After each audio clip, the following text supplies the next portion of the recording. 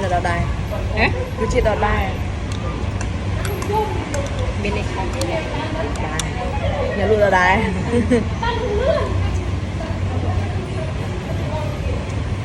បងប្អូនប្រកាសជាឆ្ងល់ថាតើនៅដើមវីដេអូនេះខ្ញុំនិយាយគេរសជាតិដើមចាមានរសជាតិដើមអីទេគឺរឿងតាហ៊ូស្អុយដោយសារលើកមុនពួកខ្ញុំទៅធ្លាប់ទៅញ៉ាំម្ដងហើយប៉ុន្តែញ៉ាំឆ្ងាញ់អញ្ចឹងណាបងប្អូនពេលអញ្ចឹងលើនេះយើងទៅញ៉ាំម្ដងទៀតសួរអ្នកថាតើរសជាតិមិនដែរមានអីរសជាតិដូចដើមដោយសារអ្នកលក់ដដែលហ៎អញ្ចឹងរសជាតិនៅដដែលនឹងឯងហើយសម្រាប់វីដេអូនេះតាមពិតទៅបងប្អូនអត់មានកំណងថាងទៅញ៉ាំតាហ៊ូស្អុយអត់ទេដោយសារអីពេលដែលខ្ញុំទៅហ្នឹងខ្ញុំបានកំណងថាទៅញ៉ាំតាហ៊ូស្អុយទេហើយដូចបញ្ជាក់អញ្ចឹងវីដេអូនេះបើសិនជាបងផុសគាត់ឃើញហើយកុំថាអីដោយសារអី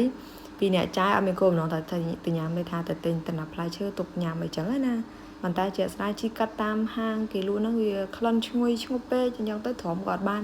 ពីអ្នកចាយគាត់សម្រេចចិត្តចូលហាងហ្មងទៅហើយចូលហ្នឹងជះលុយ 20000 បានមួយចានធំនឹងញ៉ាំគ្នាពីរនាក់ប៉ុន្តែ 20000 របស់គេ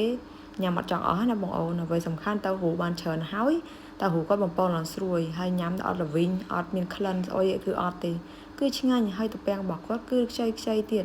អត់មានចាស់ណាបងអូនទំពាំងគឺខ្ចីទាំងអស់ហើយពេលដែលយើងញ៉ាំទៅរសជាតិវាមកល្មមវាមិនដិតពេកវាមិនប្រៃពេកហើយវាមិនហឹរពេកគឺល្មមញ៉ាំមែនតើហើយញ៉ាំយូរទៅជក់មាត់ទៅមួយចានហ្នឹងគឺ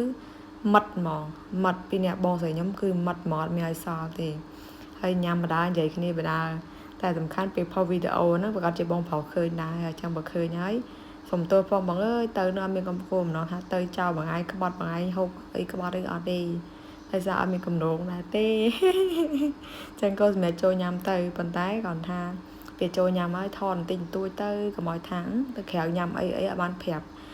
ហ្វេនអញ្ចឹងណាបងអញ្ចឹងទៅក៏សម្រាប់ថាថតតិចតួចទៅប៉ុន្តែគាត់ថាពេលដែរ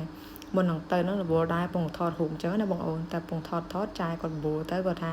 ហេធ្វើអីខ្ញុំថាពងថតទៅក្រៅអីទៅក្រៅគាត់សម្រាប់ចិត្តទៅដល់ពេលទៅហើយទៅទិញតំណាប់អីហើយអស់បានយើងសម្រាប់ចិត្តចូលទៅខាងកន្លែងលក់តាហ៊ូស្អុយនឹងឯងហើយបងមួយចំនួនប្រកាសជាឆ្ងល់ថាអូញ៉ាំអីធំម៉េះ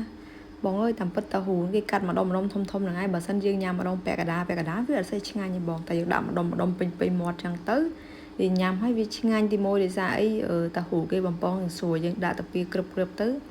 វាមានឲ្យជារសមួយយ៉ាងអញ្ចឹងណាបងហើយបើញ៉ាំលក្ខណៈស្រីស្អាតអីអញ្ចឹងធ្វើម៉ាត់តិចអីហ្នឹង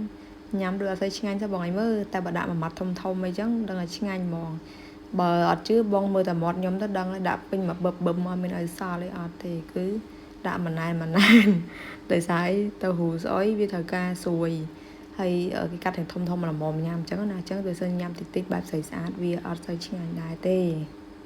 ចាអូខេសម្រាប់វីដេអូនៅថ្ងៃនេះមានតែប៉ុណ្្នឹងទេបងអូនបើសិនជាមានកន្លែងណាខុសឆ្គងឬក៏ចំណុចណាមួយសូមមេត្តាអធិស្ឋានក៏សូមអភ័យទោសទុកជាមុនហើយក៏សូមអរគុណសម្រាប់ការតាមដានទស្សនាវីដេអូនេះខ្ញុំអរគុណច្រើនជូនពរបងប្អូនសុខភាពល្អសំណាងល្អអរគុណបាយបាយ